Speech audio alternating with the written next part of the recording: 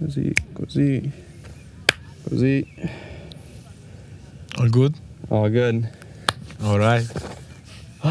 Thank you so much for doing this with me, Nova. Thank you for having me, Cooper. Definitely. It's been, I don't know, I mean, we've talked a lot about the strangeness, yet the closeness of the friendship that we've found in our hands for some reason. Yeah. And it's been a beautiful thing. And I guess, I don't know, I guess I just wanted to start by sharing a certain feeling, which I think I've hinted at before with you. Mm-hmm. It's a weird thing to, as I'm traveling. Okay. I'm, one of the things that started me on this journey when I started the podcast and also with traveling as well, together was sort of a search for something. And I don't know if maybe search is the wrong word, but a eagerness or a readiness to allow things into my life, and to fill my life with things. And I just want to say, starting off, that I'm really grateful for your friendship, because it's been something that's incredibly meaningful and brings me a lot of joy. Yeah, I'm glad to hear that, because like we said before, it's the same for me. Yeah. Because I mean, I think looking for something is the base of your travel, but of everything. And in my for my experience, like in my journey to look for something, I found you. Mm-hmm. For instance. Yes. And I'm really grateful for that, for sure. Yeah. It's really important to have these moments, because it fills me with more hope. I've talked about this a couple times, but it's good to have fucking good shit in life. Not only because it's a good thing, but it gives you hope that good things can happen. They can happen out of nowhere. They can surprise you when they happen. Yeah, sure. We talk about in person also of like finding hope in bad things. Yeah. Like maybe, there's plenty of bad things that you can see or feel, but yet they still give you hope. Yeah, it's like having it's having enough hope to make it through those dark times, to realize that it's like practicing holding your breath, you know what I mean? Yeah. If you know there's oxygen out there, you can be more comfortable holding your breath. That's what hope is. Hope is knowing that you're going to be able to take a breath at some point. Sure. Even if right now it might feel like you're suffocating a little bit. So it's that's something that I've been super grateful to traveling for. But with that as well, I've sort of noticed that my identity or my belonging has dissolved. It continues to dissolve more so. And while I have to say I really appreciate that, like I appreciate how that feels, and I feel very good in my life, it also feels kind of strange because I don't know exactly who I fit in with, even though I fit in with a lot of people, if that makes sense. Yeah, totally. I think, so maybe your idea of your origins and where you belong has dissolved, but like, I mean, that's one of the points of life, I mean, to recreate, to reconstruct the idea of where we came from and which groups we can fit in or can't. Yeah. No, it's a thing. It's like I enjoy it. And I'm proud of it. I have to say I'm proud of my identity that I don't know that is less of an identity. I don't know if that makes any sense. Yeah, totally. And because something that I've set out on almost a year ago now is or maybe a little bit longer, but the idea that I want to connect with as many people as possible. And the more you can dissolve your identity, the more you can connect with whatever energies might be there. Yeah, and, sure. And that has been allowing me to learn a lot more, and also to continue to expand those I can connect with.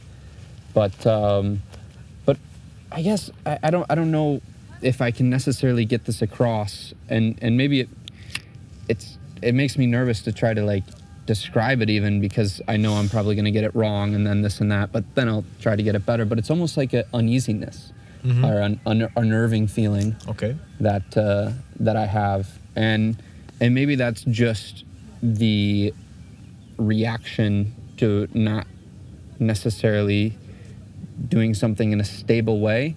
But if I think of myself whenever I'm in like a stable routine, I still have that unnerving feeling. Yeah, and maybe, and plus you are unhappy. Yeah. Yeah.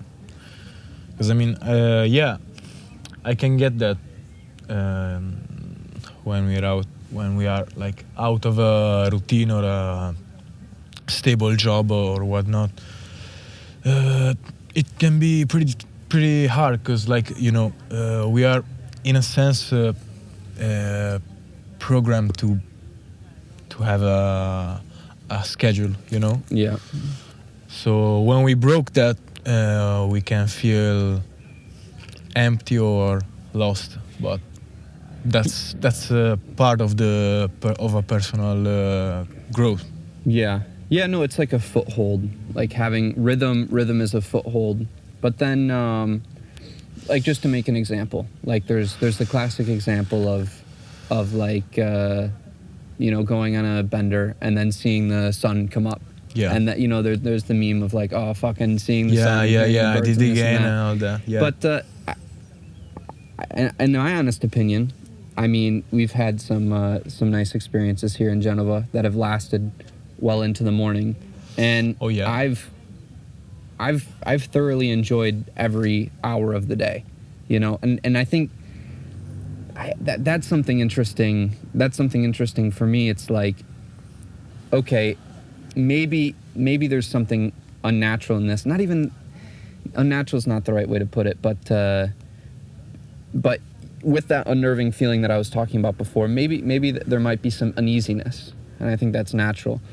But that doesn't take away the space for gratitude, and making that space for gratitude and still having that and appreciating the beauty that's there.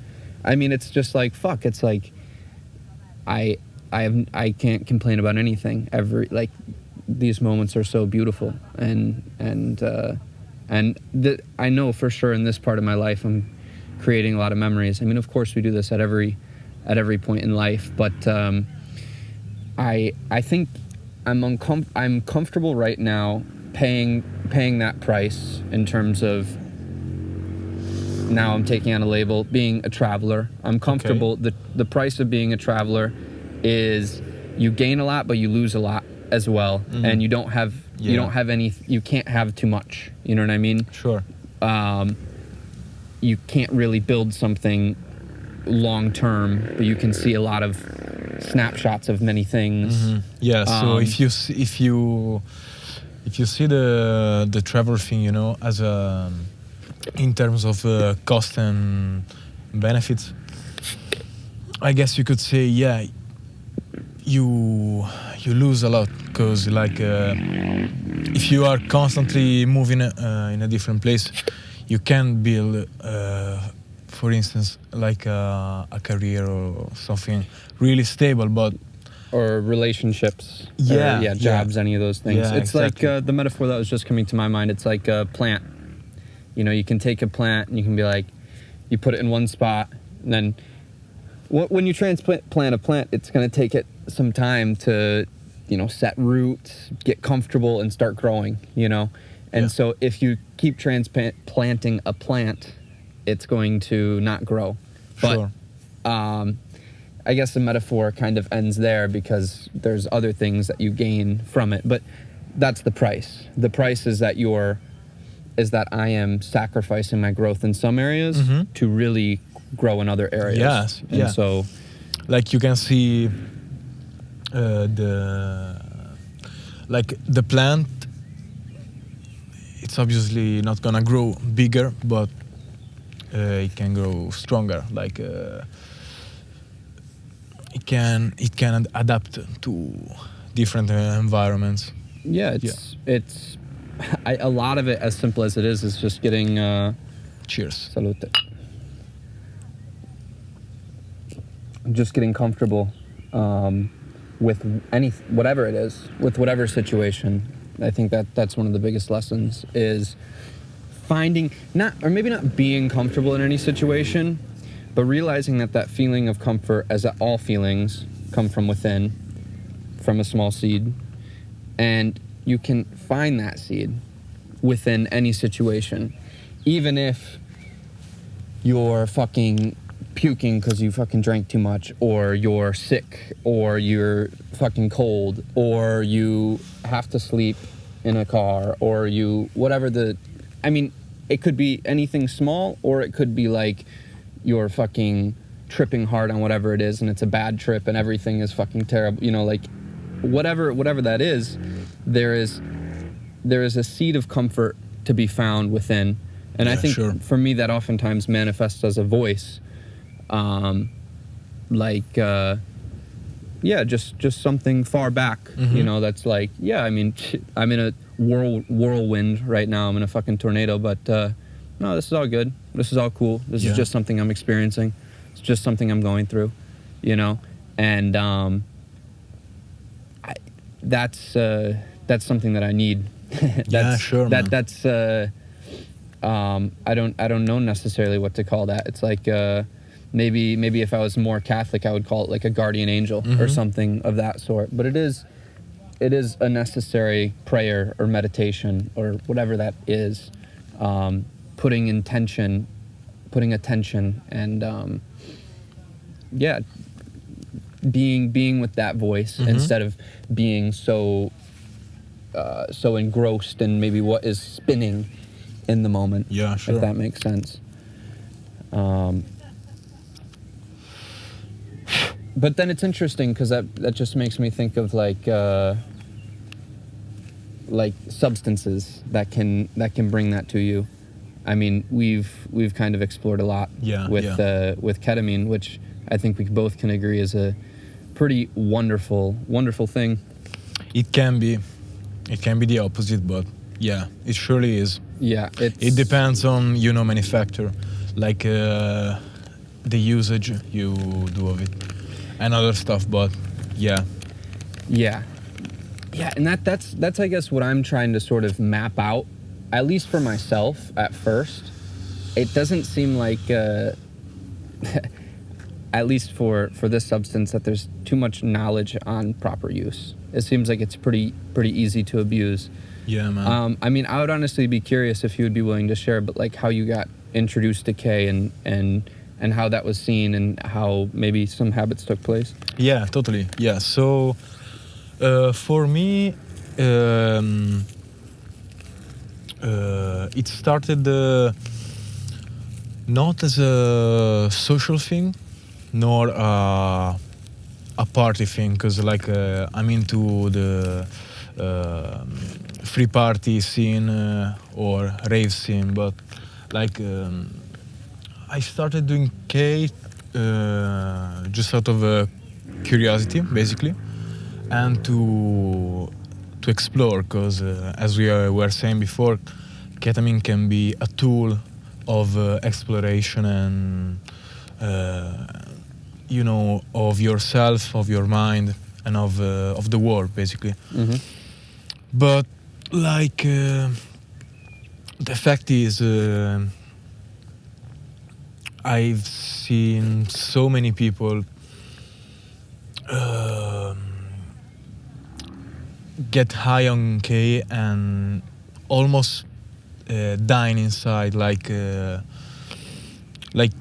couldn't take it no more. For me, it was different, because what ketamine did and does for me, even though I'm not using as much those days,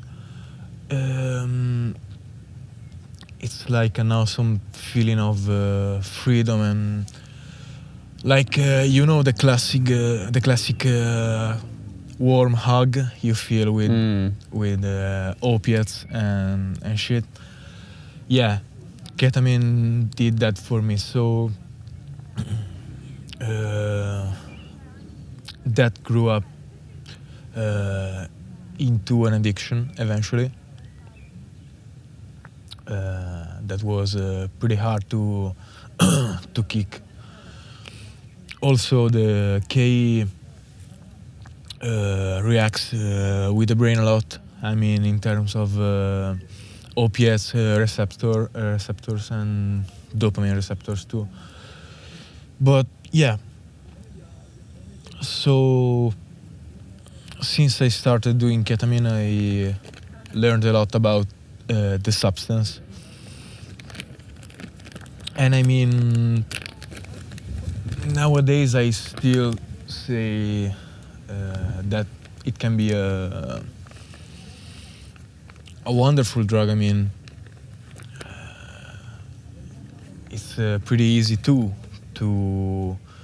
do, in a sense that you do a line and you almost instantly go into. Yeah, it's very, very immediate. Yeah. There's not a big transition point with like with mushrooms Or acid, where it's like half an hour, 2 hours exactly. to like get to that point. It can bring you there quickly. Although I would say it is quite wavy as with mushrooms as well, where like there's periods where you can be very deep in it, and then all of a sudden you're back in your body doing something, and then you're back in it. There's a waviness to it, but almost immediate. Yeah, almost immediate.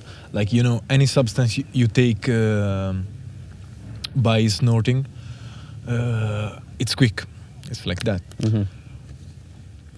That's another factor of that substance that can lead you to an addiction, the immediate pleasure, or the fact that maybe if you are in a bad place or maybe stressed out, you do one line like that and boom, that takes you immediately out of that uneasy feeling. Yeah. So, you wire your brain in that way. Yeah. To respond to it. But I guess that's why it's like, because I mean, it seems, like there's just not really information. I'm not saying that I have the information, but I think this is something that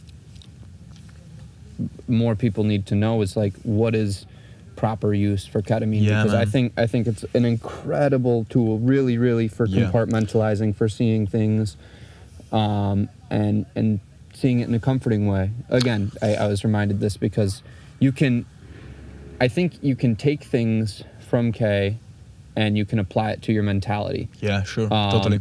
And that can be a very beneficial thing. I mean, those things you take from the K,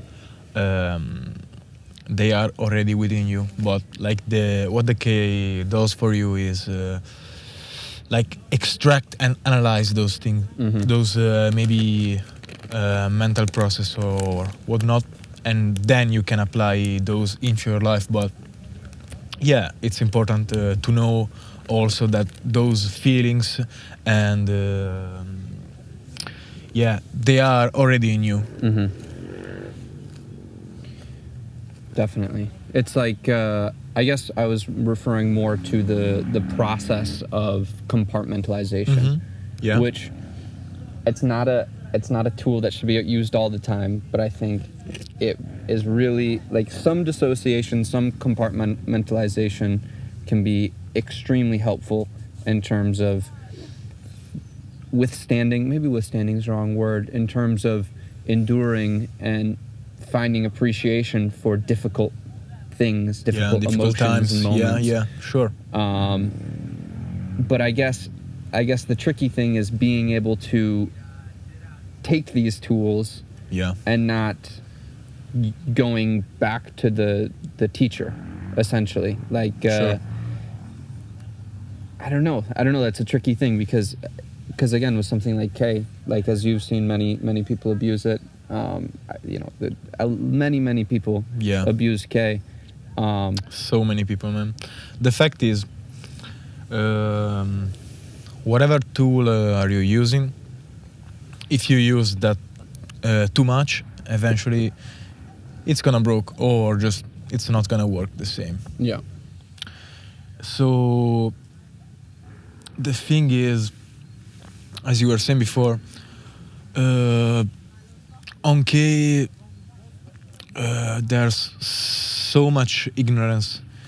Like people tend to see ketamine as a party drug or an after party thing, but it's not like that. I mean,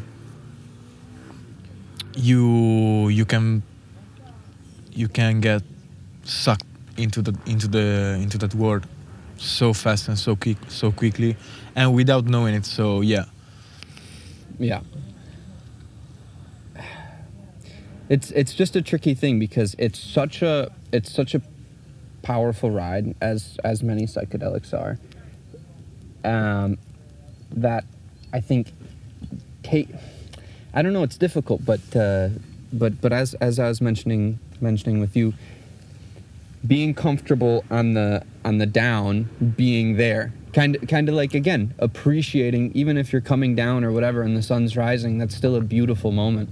That's still a fucking awesome moment. You know what I mean? Still appreciating that, no matter what chemical state your brain is in, even though you might be, coming off of something, but there's still something to enjoy from that, Yeah. Versus, I think the mind can be targeted in a way where it's like, no, I want to be optimized chemically 100% of the time, which is not a realistic thing. It's just it won't work. It doesn't work. Yeah. It's just a fantasy that the idea of drugs can give you, because you can take it, like you were saying, and immediately have that mental state. Yeah. Of course, if you do that, then the effect wears away. Many other problems come to the surface, so it doesn't work in that way. There has to be that balance to it.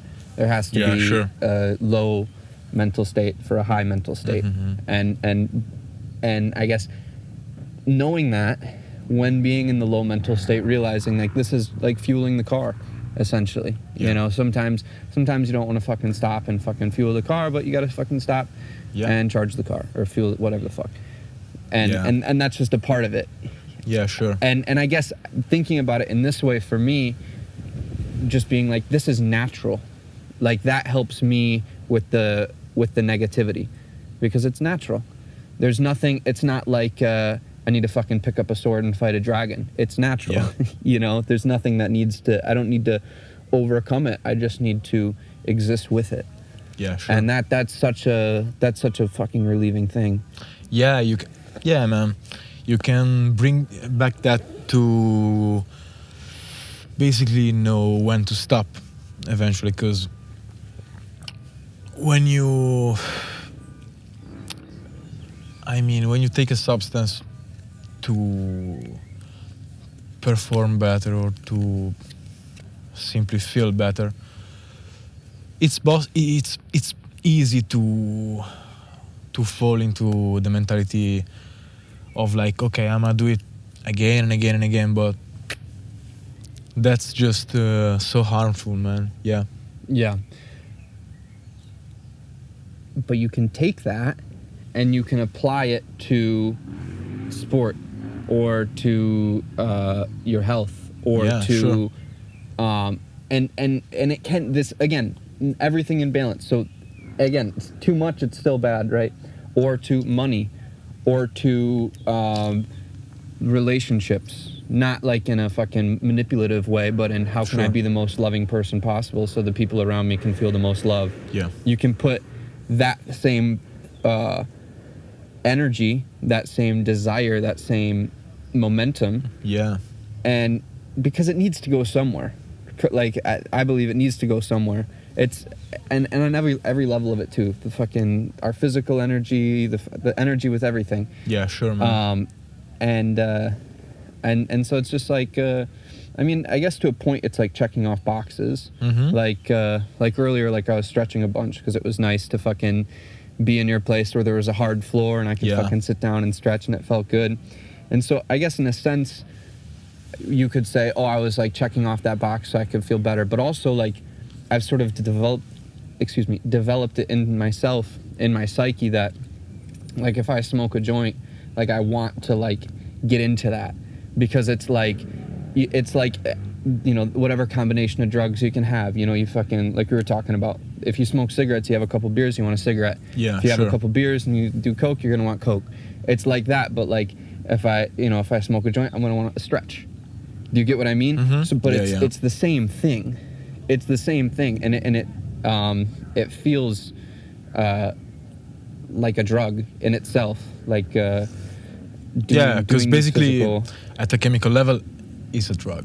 Because like when you are stretching in the morning, especially, or when you are boxing or swimming or lifting weight, you are getting high technically from endorphins. Exactly. So so I guess it's like I think that has to be a necessity. Again, I'm saying all of this just because my thing with this life if I can say it in that way, is I'm trying to create a system, conscious or unconscious, I'm just describing it in words, for how to act, right? Sure. And how to act comes from where am I and how do I want to feel? Yeah. And what do I have and what can I do with what I have? From what I've learned, I'm 21 now. From whatever it is so in the world, like to achieve that, it's almost always about, giving back and receiving. Because like when you are, again, not in a fucking manipulative way, but like when you do good things and you give stuff to the world, to the people, they are giving back to me, Mm-hmm. So yeah, that's basically it.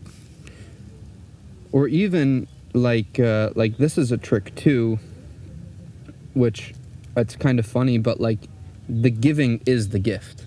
Yeah, sure. That's the real fucking secret. Yeah. I wasn't saying like you have to, give to have something back necessarily, because like that's just like. It doesn't happen all the time. Yeah. Sometimes it happens. It just doesn't happen all the time. So you can't focus that. You can't like attach success to that. Success in giving is not equated by how much you receive. Yeah. Success in giving is equated by how much you give. Yeah, because that's a reward. That's 100% agree, man. Yeah. That's the cool thing. It's a and that's just a fucking simple thing, like just feeling the joy of another person receiving something. It's somehow weird how that's greater than the joy of receiving something. Like, isn't that weird? Isn't it weird how you can eat food and you can enjoy it, but it's not close to the joy of like making food for someone and eating together? Exactly, man. Like, isn't that weird though?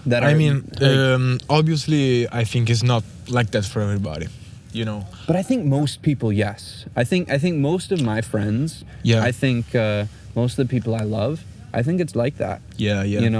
So maybe not. I can say that too. I guess we are lucky, but like my friend group or my friend, the people I surround me with, like they all are about giving rather than getting something back in return. You know? Yeah, exactly. And. Maybe part of that is a cultural thing, right? Like maybe I'm gonna maybe I'm wrong here. Maybe it's more of a Mediterranean thing, at least specifically with food, eating together. Yeah, I think that's something. I mean, in Italy, that's a huge fucking thing, eating together. Also, making food for like a bunch of people. Yeah, that's a thing. Yeah. Yeah, but like if I think about it, like Turkish, I haven't been to Greece, but you know, Albanian, Montenegrin, that's like that. You know, here it's like that. Yeah. That this whole, you know, it seems like. Yeah, so it's kind of as you were saying, of a Mediterranean thing.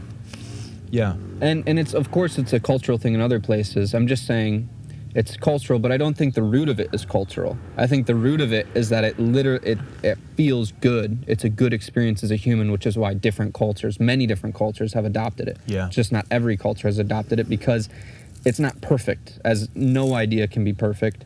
And you can get fucked over from it. That's the tricky thing, right? You're too kind, and then you can get fucked over from that. Especially in this society, man.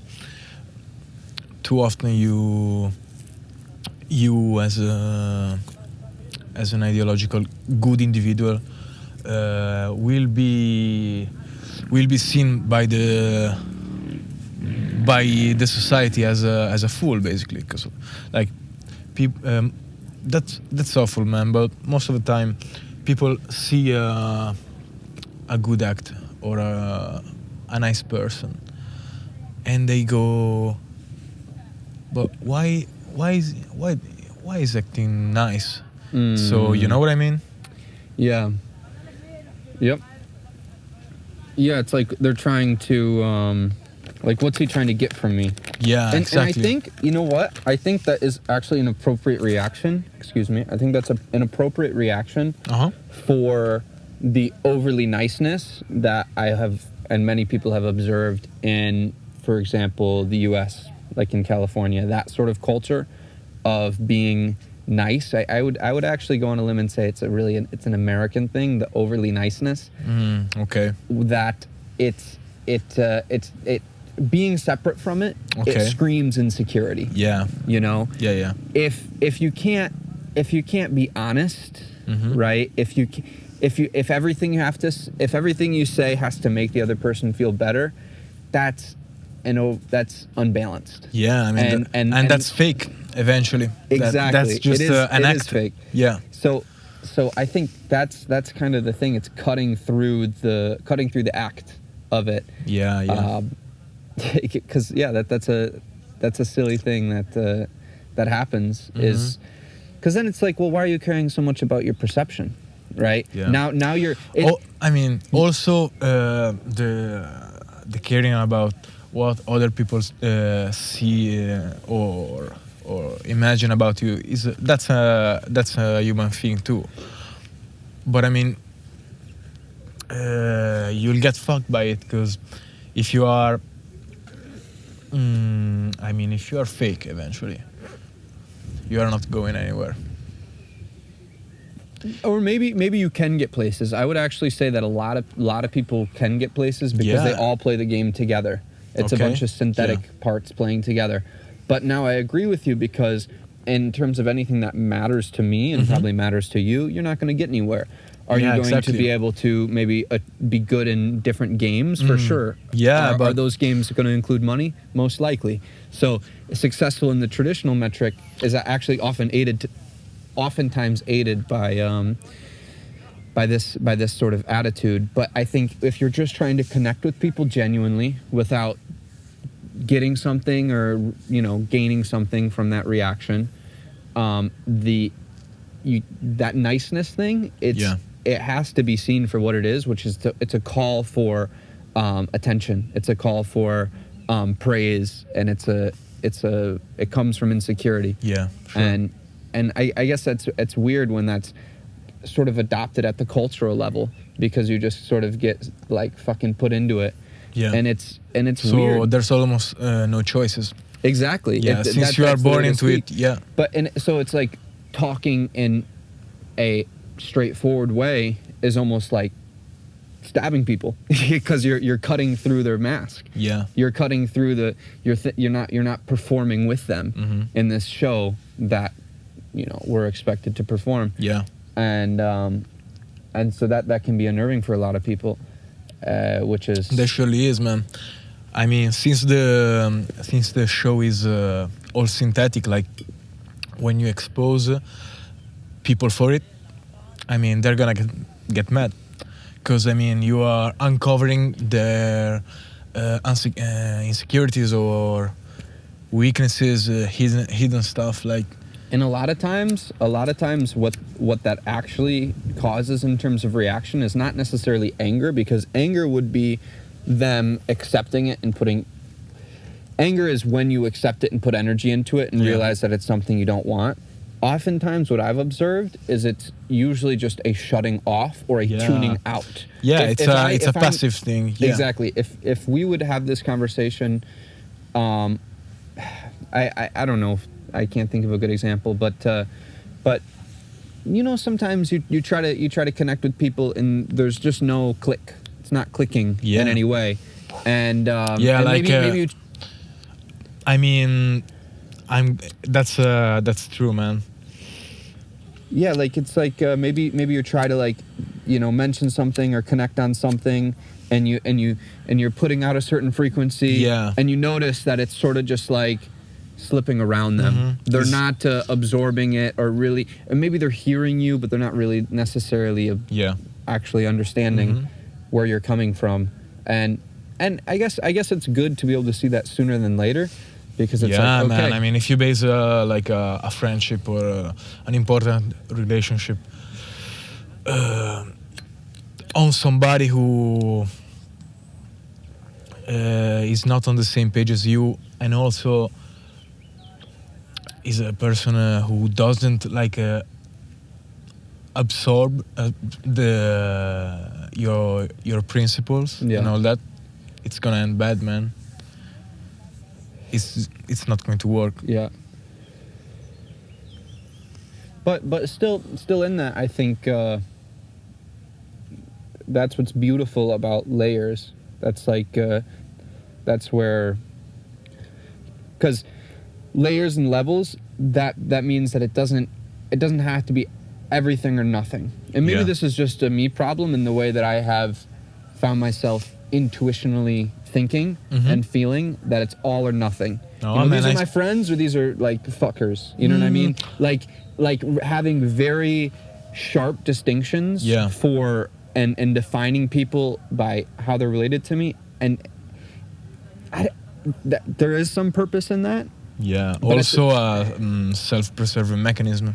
Yes, it's yes. That's I think where it came from, actually, because I felt misunderstood. I didn't feel deeply understood, and fuck, who the hell is deeply understood, really? So I think that's a feeling maybe that a lot of us share.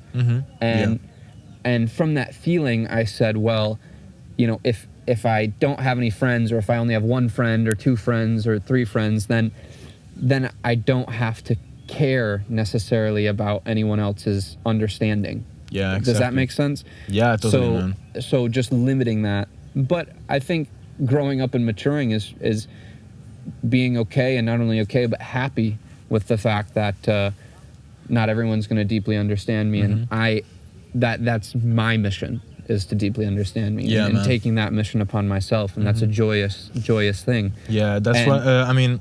It's one of those things you can't put all the way into others, because like that's not gonna work, man. It's your job to deeply connect with yourself. It's like if I went to you, and or it's like if I was trying to, for my friends to deeply understand me.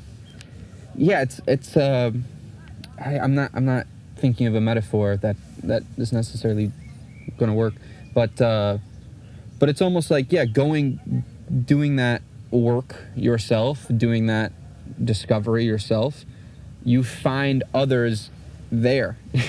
You know, I think I've been, as we all are, we're all on our journey of understanding ourselves more.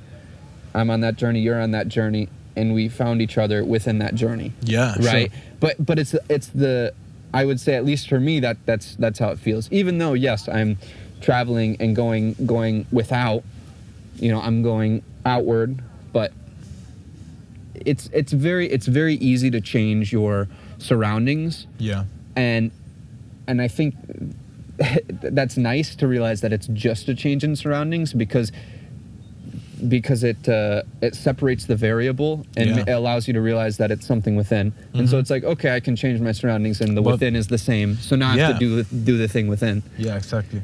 Like you can't go maybe on a fucking 2-year vacation or trip and expect that not only the surroundings changes but also you, because that's not possible eventually. Like we are who we are inside. So when you change your surroundings, you have to keep that knowledge of, okay, like I'm a meet new people, I'm a get another job or see new places, but my problems or my passions or anything that's within you stays with you. Yeah, it's always there, and that's like our greatest art piece is that right there. I don't know if a better metaphor is that we're molding it or sculpting away at it or drawing it, whatever that is within us, or singing it, some sort of creation, which is what I was mentioning earlier, which is this sort of schematic for how do I act. That's essentially what it is, and that will remain the same no matter what is without. So that's the interesting thing. And so then, but to find that, you have to, in my opinion, you have to go out.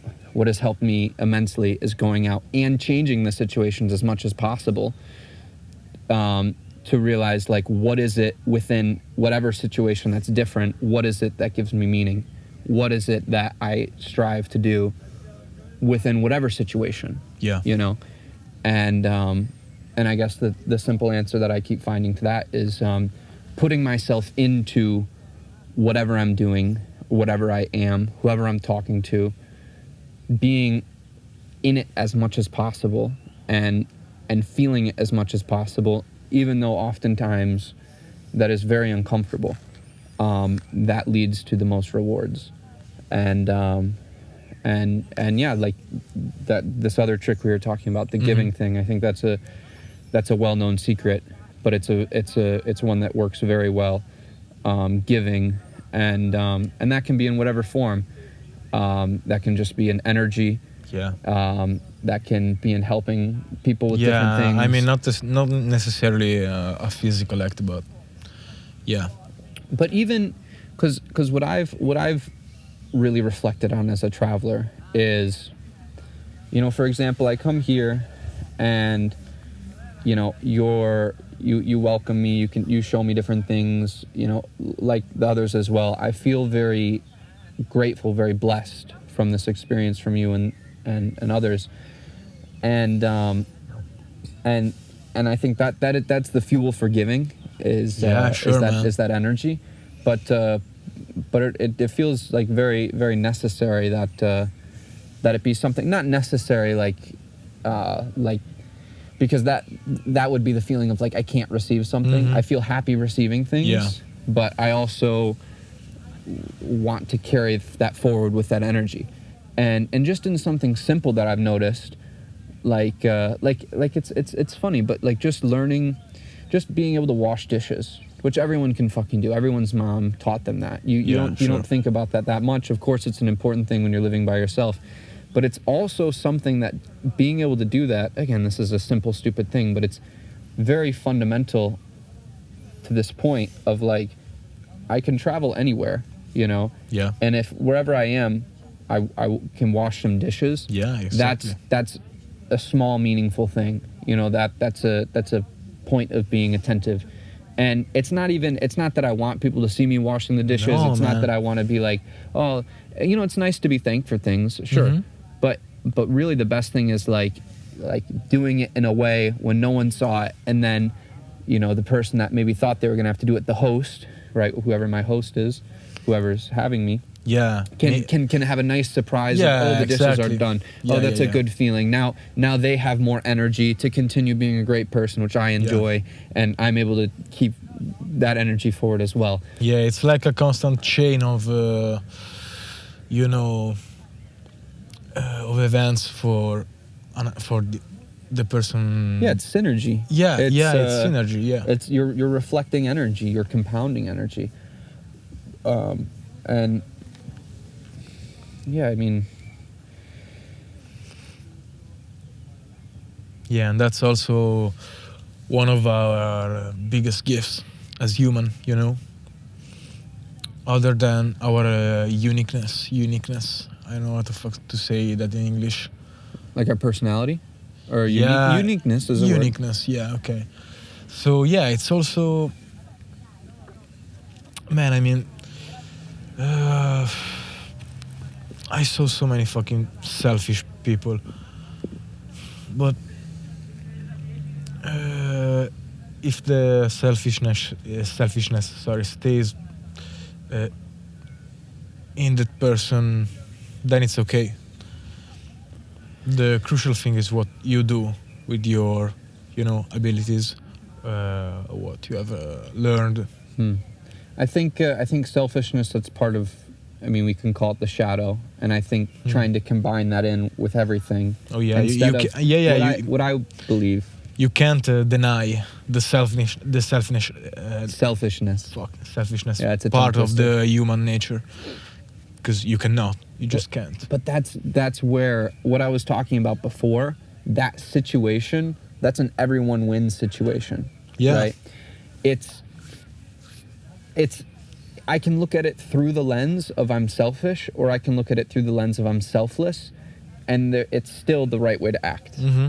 And so that is what really excites me, are things like that, where it doesn't go against bad nature, whatever.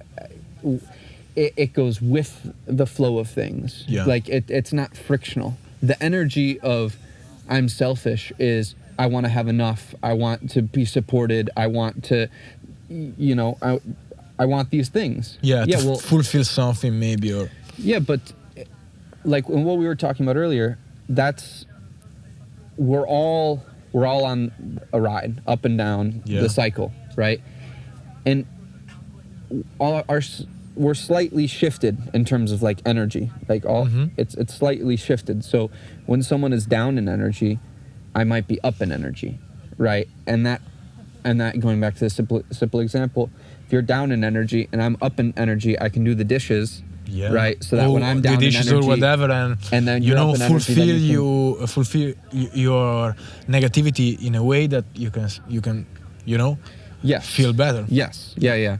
Or just I guess I look at it in that way because we do have things to do. Sure. Like yes, there is taking care of each other, having these conversations, exploring. Yes, that's its own thing, integrated with everything, but just doing the simple shit, because sometimes that can get too much, just doing the fucking simple shit over and over, and so that's really one of the powers of living with other people, is it makes the simple things so fucking lovely, and finding that. I've been over this many times, maybe it's redundant, but it's just this feeling like being able to enjoy the simple things in simple ways. That's such a fucking key thing, because you can fucking take a bunch of drugs or have whatever experience, or buy a bunch of things and have whatever experience, or go to this place and have whatever experience, but then it's like it's temporary, man. You've always got to keep going outward. It's the same thing. You've got to keep going outward. But if you can, if it can be like, I don't know, just like making a meal with someone, cleaning up afterward, again, something simple. And food is very ritualistic, so it's more than simple. It's very in our DNA. Like if this is food also gives you dopamine, but it's a necessity to live. So Or I guess even to just say cleaning. Like if you're with a friend or someone you love, and you can enjoy like cleaning, that is a key right there. That's a fucking key, because that's not going to be your whole fucking day. But if you can enjoy that fucking part of your day, then the rest of your day is fucking that energy carries through it. Yeah, man. And it's just, it's not it's not hard. I think that's the beautiful thing. Like, it sounds silly, it sounds stupid to No, say. man, not to me. I mean, Well, sometimes I can have that thought. Like, I understand that perspective. I understand the perspective of being like, maybe that sounds silly, but to that perspective, I want to say, like, but it works, and it's fucking, it's just exciting how well it works. And maybe it's not there all the time, but then again, that goes back to the people we're around, where I try to reinforce that with my words, with my attitude, with the way I do everything. I try to reinforce this thing to create this energy for those around me, and I think that's what we're here for. Not that it's like we've got to hold each other up all the time, but when I have the energy to do so, that's what that energy is for. yeah. And that is what I found within whatever situation. That is me, you know. That, I don't know, I've identified, or I think you can bring actions closer to your point of existence, and the closer the actions are to your point of existence, the easier those actions will be, and the less that they will even be actions. Exactly. The closer an like action the cleaning part, as you were saying, if you're able to enjoy, you know, cleaning maybe your friend's house or whatever, if you do that without passion or without liking it, it's gonna take ages. But if you do, it could be anything for another person or for yourself, and you do it while, you know, while enjoying that, it's gonna be an easy task, basically. Yeah. it's and almost, I guess the way that I feel is, it almost stops becoming a task. If you integrate it with your feeling, with your way of being, then it ceases to be something you're doing. It just is something. It's just who you are. Yeah. Right? Like, I'm not thinking about, like, you know, like my heart beating or my hands moving when it moves. Of course, now I'm thinking about it because I just said it. Or my mouth moving, my tongue moving when I speak English.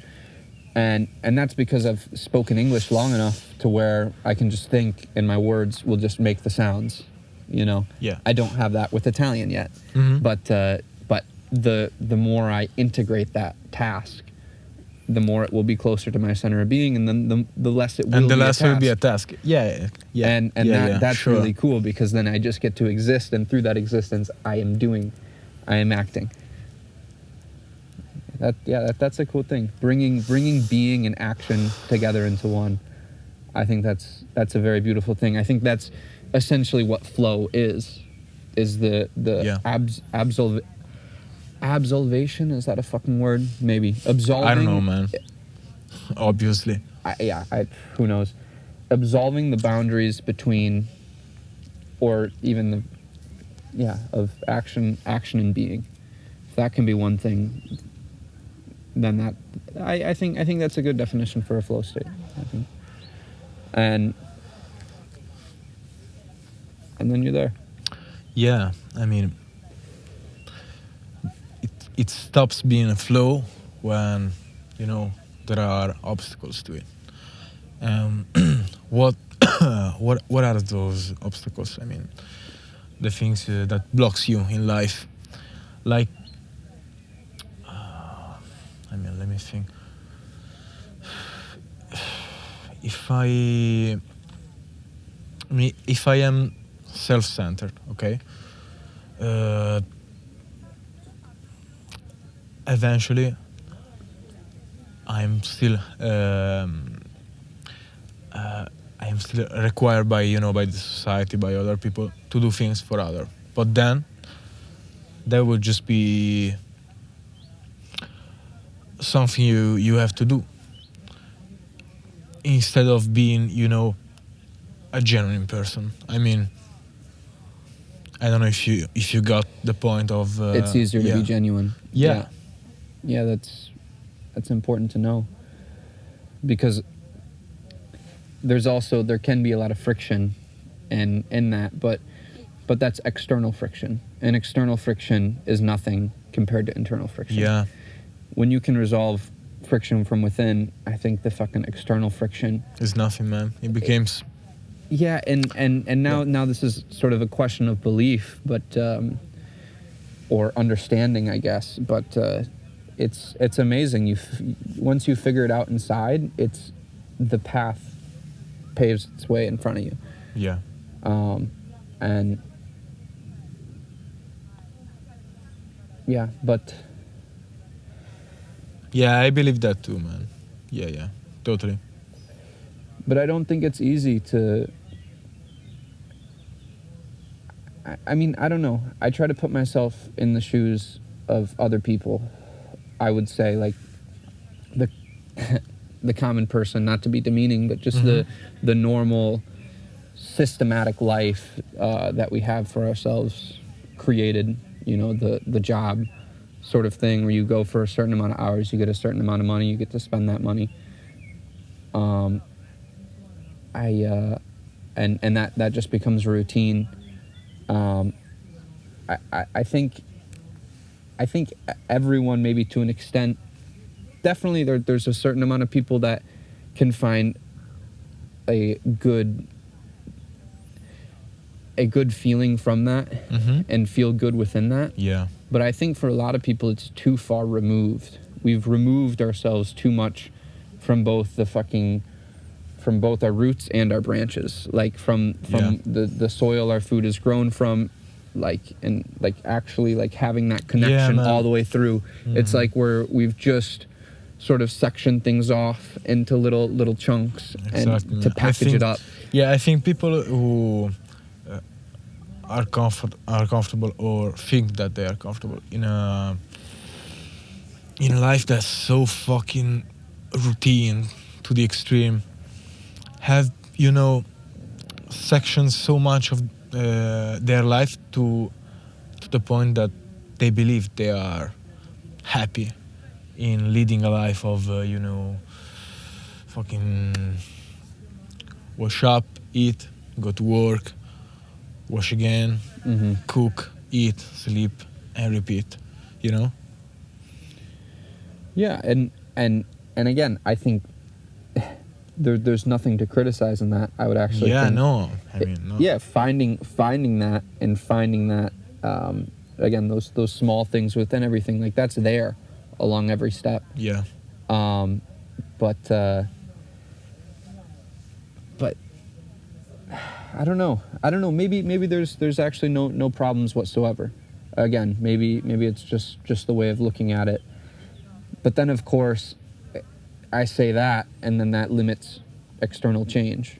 Yeah. And I think a lot of us do want external change in some way. So it's important to see it from both sides. Too much thinking, of course, is literal indecision, though. So that's something that I've often struggled with.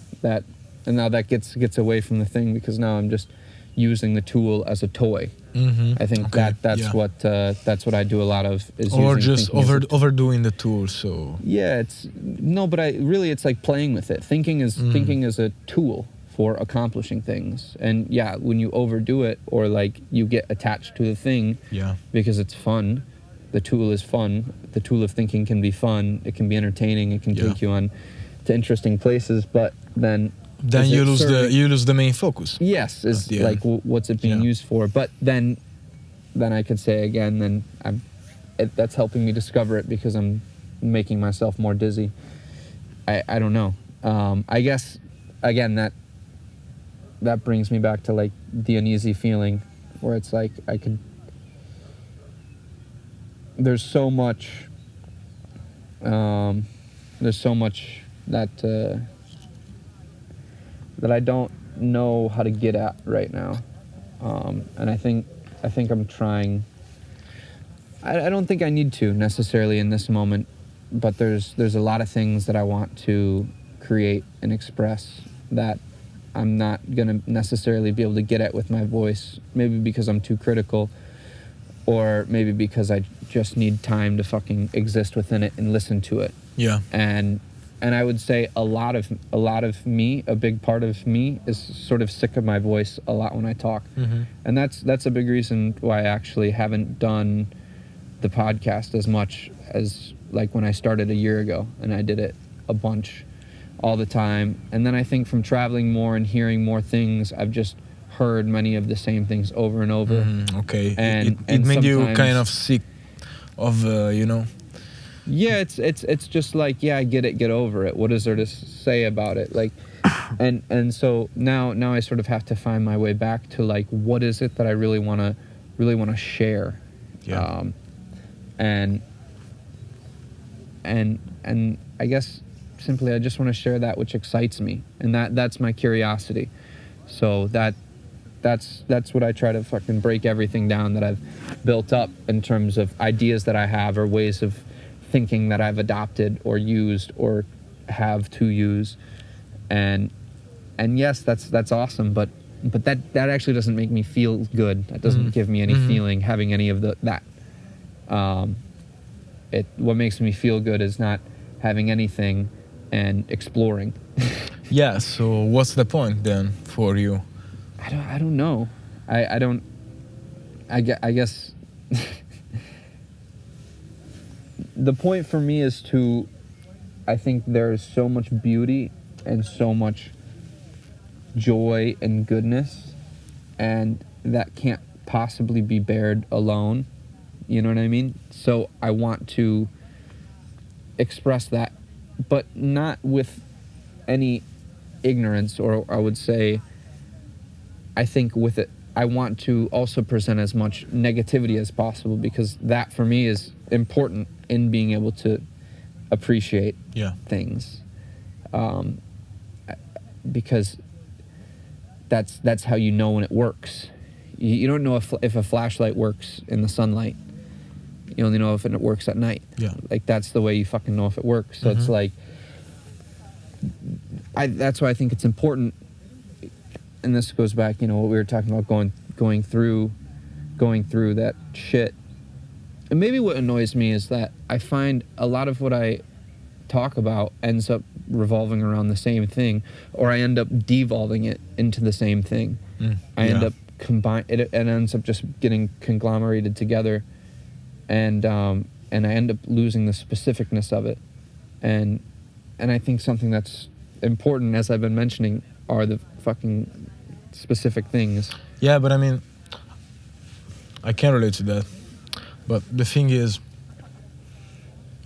a lot of those, questioning about yourself and what you want to do with your life and with what you have is eventually going to end in the same way, in a sense that you arrive at the same point with certain thought processes or thinking.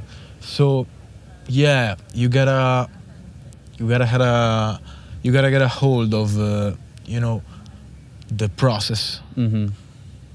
Yeah, I think a big part of it, as I was just realizing, to be completely honest, I'm afraid of sounding stupid, and I feel like I sound stupid, and that's my own insecurity. Okay, I think that's a pretty common one too. Yeah. Like. Yeah, and I guess the other part of it is I don't want to sound like an idiot. Sure.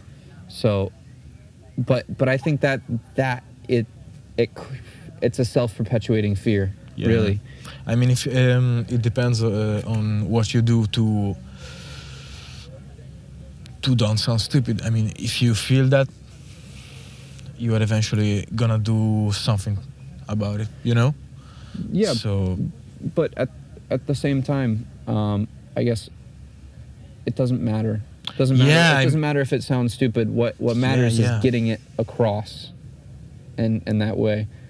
I want. If I could want anything, I'd want to give understanding. We were talking about giving. Yes, this is it. This is, now I found it. I think the fear comes from wanting to be understood, right? And then the actual desire is to give that, because because I understand, like, if I can understand, you know what I mean, I know how deep that goes. You get what I'm saying? Because that's what I want. I know that how deep that goes. That's really what I want to give. That's what I have to give. Actually, that's what that means. My fear of not being understood means what I have to get. What I have is understanding, and that's what I have to give.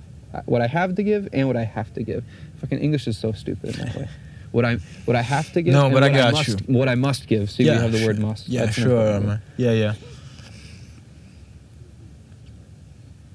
Yeah, sometimes even to compartmentalize that is tough, you know, to fucking label in your brain or be certain about that the stuff you want to do, you really want to do for yourself. So yeah, that's another trick of our mind, I guess.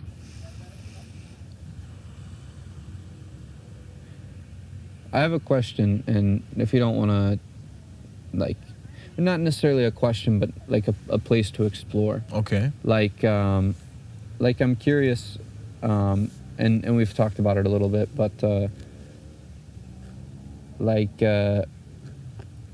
it's the feeling of the nothing, the dark place. Yeah, sure. That you've talked about, and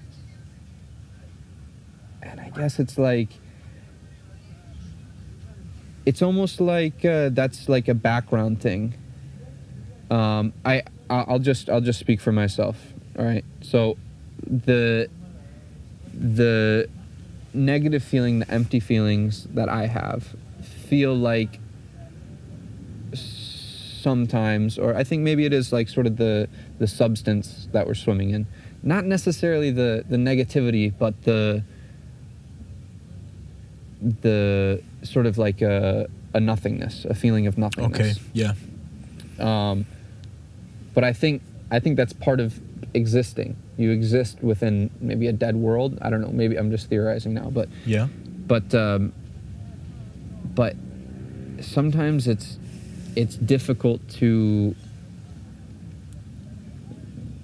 get unstuck from looking too far into it, or pressing too far.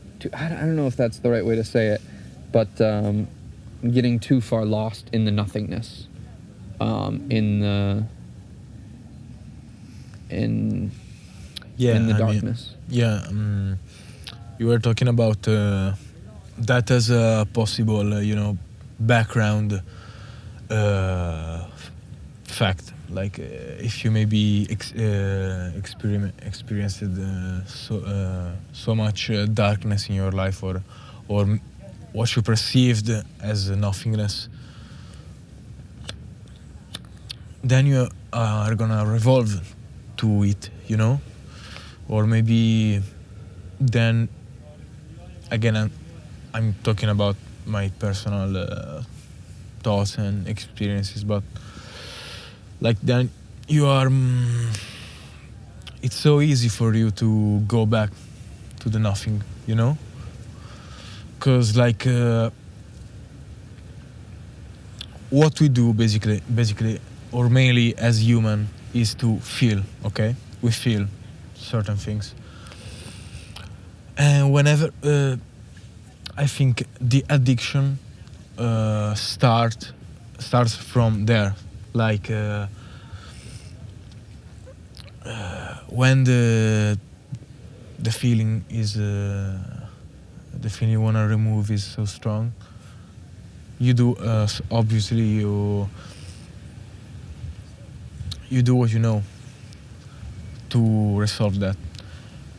And if what you know was you have learned is to take a fucking drug to get high and go back to the numbness, so you don't feel nothing, you are going to do that. So yeah, maybe, I mean, do you think that's what you've learned?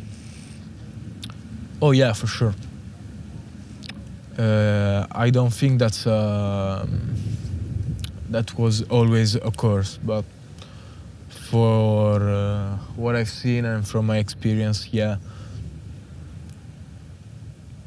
we eventually are gonna use what we know, you know, Mm-hmm. as a mechanism to cope with maybe a state of living that's not what you really want. So taking that, do you think knowing more is the solution? I mean, I don't think there's a solution, but knowing more surely will help. Because, like, if you learn more, then you can even learn new tricks to to to stay better. You know. Mm-hmm. So, yeah, learning is the key of almost everything. So I don't know if it that can be labeled as a solution for that bad state of living or thinking, but yeah, learning it's an amazing help to that. It can also be its own substance sometimes. Oh yeah, but that's, I mean, we are fucking simple machines, and we usually fall into those, you know, cycles. Mm-hmm. As you were saying before, maybe thinking too much can be hurtful to you, because you use so much the fucking tool thinking that you will end up making it a toy. So just a joyful thing. Mm-hmm. Yeah, but then it's like I don't know necessarily. Then the question is like, what is right? And then the question goes to what are you trying to do? So what is right for what are you trying to do? So sometimes it's okay to play with things, I guess. Yeah, sure. I mean, that's necessary. You gotta have a playful part of you that still lives in you. You know. Mm-hmm. We grow up, so we are going to lose.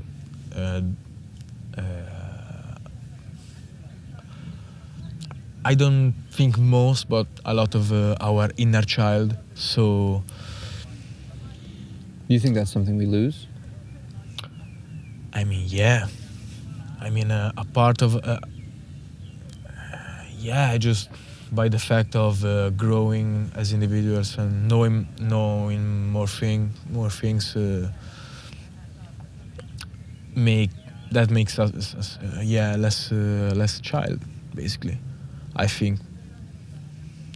But that doesn't mean that your inner child is gonna disappear or hide. I just think it's gonna be maybe covered, you know, by the role that we are going to interpret it in life. Yeah. Yeah. I don't know. I think it's nice to have it as close to the surface as possible. Sure. I think sure that's what sure thing, man. I think that's what I find honesty is if I just admit that I'm a fucking child. You know what I mean? Yeah. And all the experiences I have are great and everything I know is cool, but it's the same fucking thing. You know? Yeah. It's so I think that spirit is I think it's a feeling we all enjoy. So I don't think it. Yeah, maybe it gets covered or age or I don't know. But wherever that might go or where we might hide it or think that it doesn't have a place.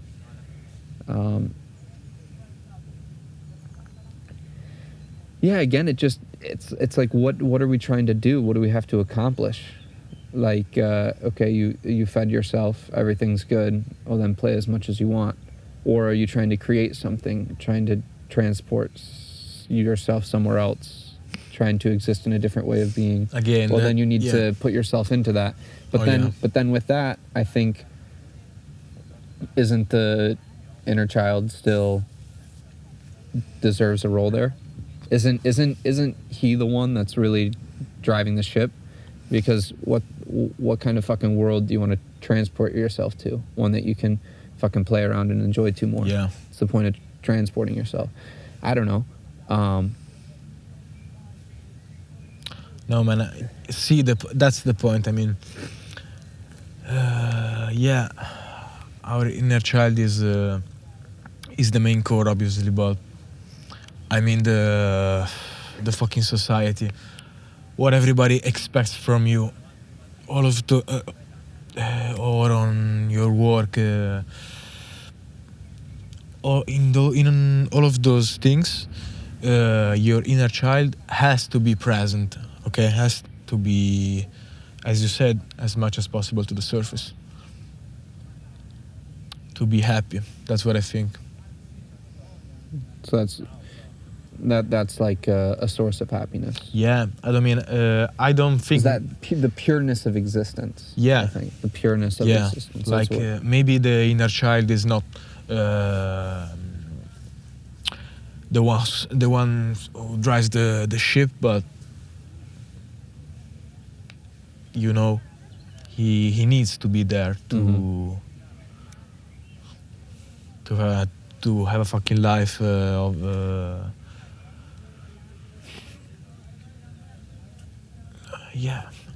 life where you can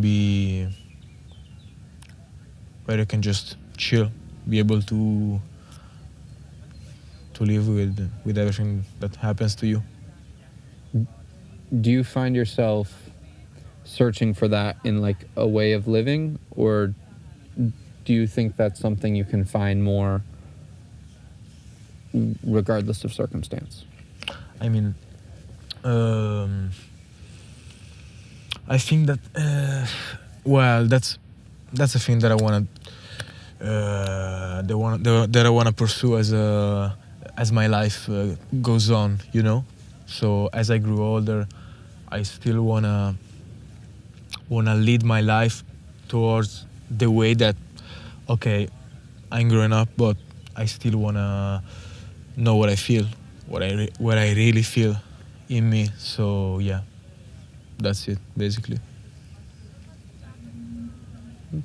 Yeah, I think that's very doable, but I guess it's easy. It's also easy to forget about.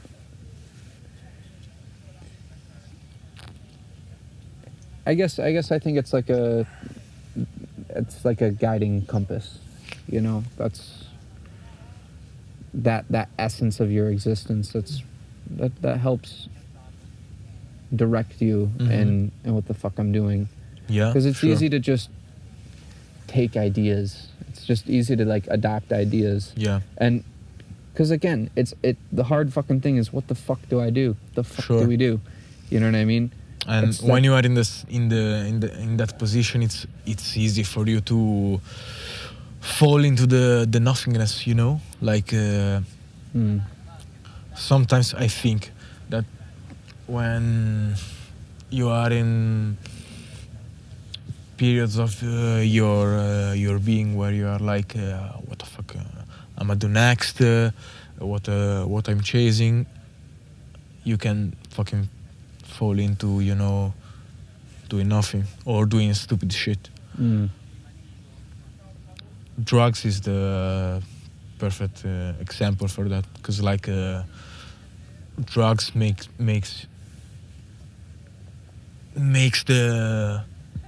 the reality tolerable, you know, for the addict. Rather it's cocaine or weed or, you know, whatever. So yeah, I guess one of the the main resources that we have to not fall into those vicious cycles or in those bad habits is to keep the focus on what you are going to do, regardless of the fact that maybe you are feeling so fucking pressured by it, Yeah. Break through that friction. Yeah.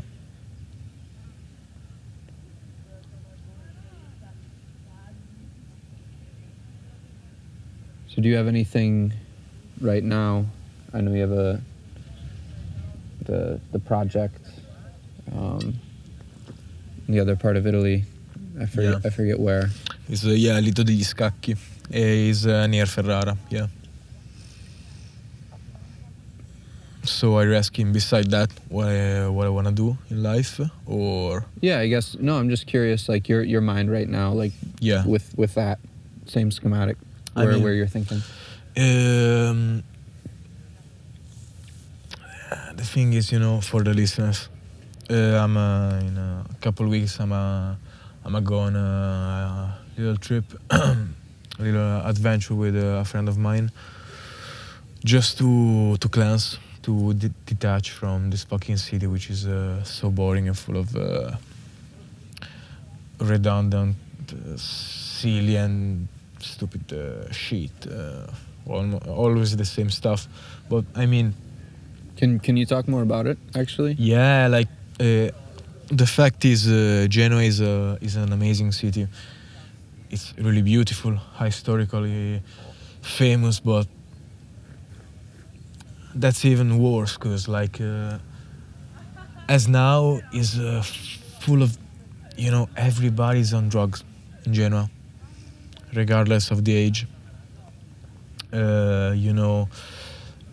And that's progressing. So when I started smoking weed, yeah, sure, other people were doing harder shit, but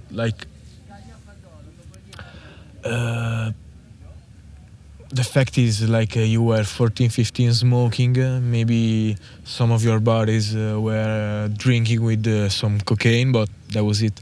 Now, in Genoa and in the rest of Italy too, but I talk about what I live and see. Now it's a fucking epidemic of every substance that is out under the sun. Also, I mean, yeah, I think I just wanna move out from that. Because it's too easy. Yeah. It's too easy to just be a part of it. Yeah, exactly. You can just, do what everybody else around you is doing. That's easy. Well, and it seems like it's hard to get out of it while still physically being around it. Yeah, exactly, man. Because in a place like that, or in a situation like that, even if you get out of it, you still have to replace it, So what are you gonna do? Isolate? No. That's horrible. Yeah. But another thing is you have to be able to live on your own, even if your world or the situation that you are living in are, sometimes fucking breathtaking or heavy and shit. It's your responsibility to be able to live happy or comfortable between these kind of scenarios or situations. Yeah. So Lido degli Scacchi. Lido degli Scacchi. Yeah. On the beach. That's also, I mean, it's considered a city, but I'd say it's more like a fucking village. So that's a chill place with the sea. Yeah. And what are you hoping to focus on when you're there? On myself, man, because me and my buddy are gonna live in a house with no electricity, running water, or gas. So we are like we will need to remove ourselves from the commodity of having Mm-hmm. gas and light and all that. Are you going to install it eventually, or are you just... No, I mean, I guess we're gonna live by. I mean, you have the light, it's from the sun. Water is free in Italy, you know. For the food, yeah, we are gonna work, obviously, make some money. But the thing is, with an experience like that, I hope that I can come back here, because I eventually will. I want to come back here. How long are you hoping to be there? Man, I mean 3 or 4 months. It depends on the jobs or the ways of making money me and my buddy are going to find there. But yeah, like that. So when I'll be back here in my city, I hope that I can, apply things that I've learned during that trip. So yeah, we'll see. Because I mean, eventually, I'll have to choose a career, Yeah. or something to, a real job. Yeah. Yeah. So we'll see.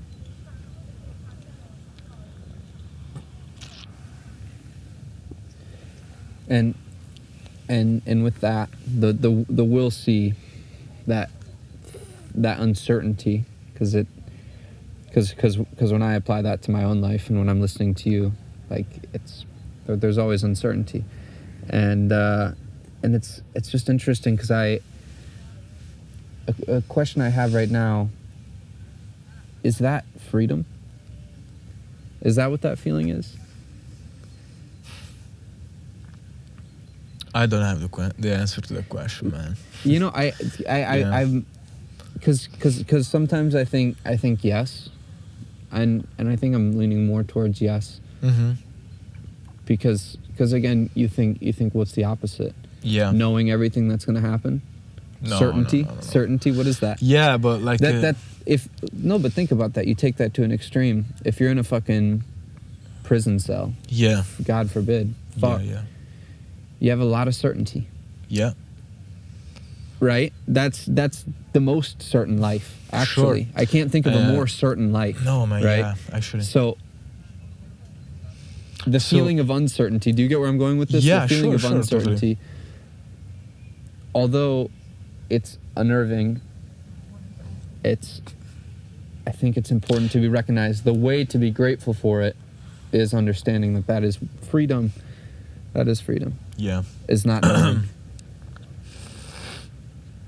Yeah, I agree with you, but I think that if you obviously lead a life based on uncertainty, then you are going to lose the main fire, Yeah. So you gotta have a dosage of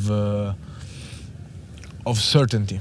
Of course. But again, yeah. So freedom isn't everything. Yeah, sure. And everything needs to be within balance. I agree with you. Too much freedom. Yeah. Too much freedom is a very scary life. Yeah. Too much freedom can be, being on the streets, doing whatever, or maybe being born with billions and can do still whatever. But what's the point then?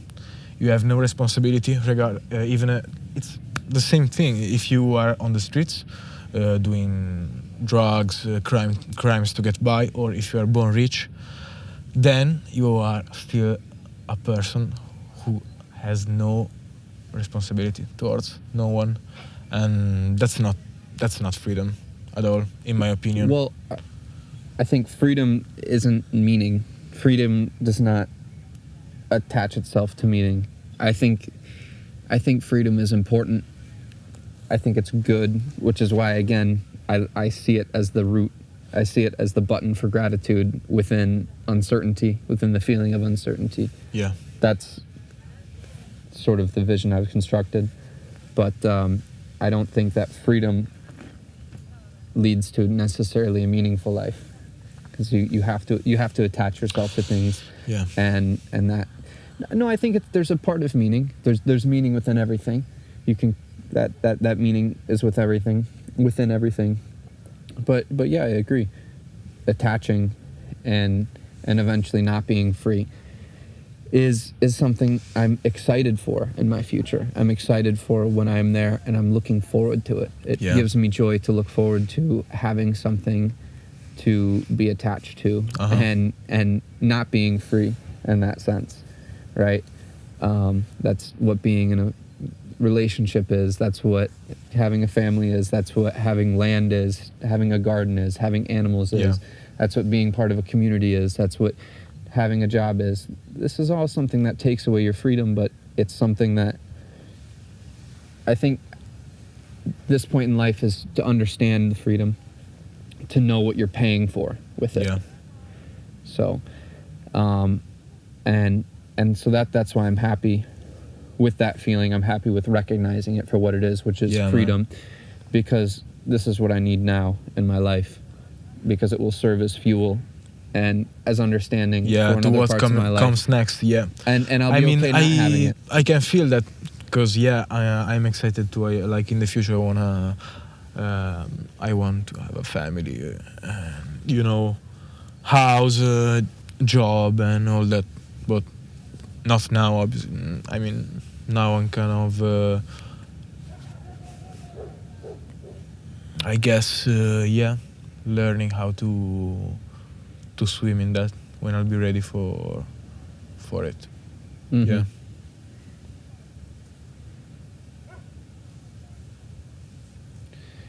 Yeah, it's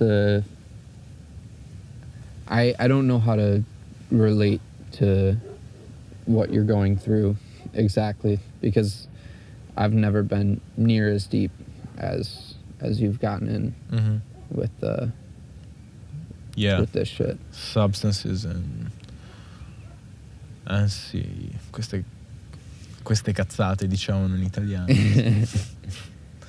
Yeah, but even from that shit you can learn, obviously. Like when you are at a low point,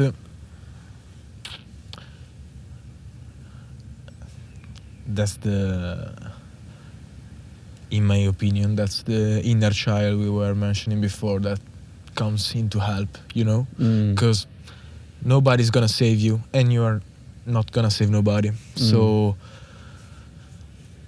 it's when you are at those low points in your life that what's really in you can bring peace to it. Yeah.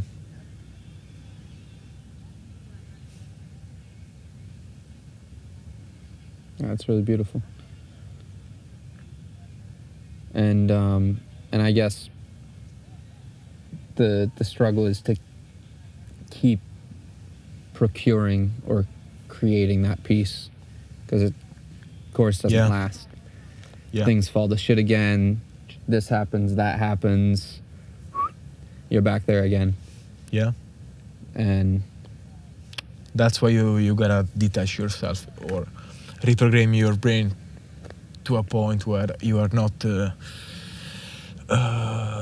repeating the cycle. Yeah, or on the mentality that, like, okay, I got a solution, a fucking switch that I can click and all goes away. So yeah. Cause eventually shit happens, man. Maybe you lose your job, or you lose a a friend, or yeah. But that's life eventually. Yeah. As I said before, life is about feeling stuff. So Yeah. that's it. Exactly. Don't get to choose. Yeah. Yeah.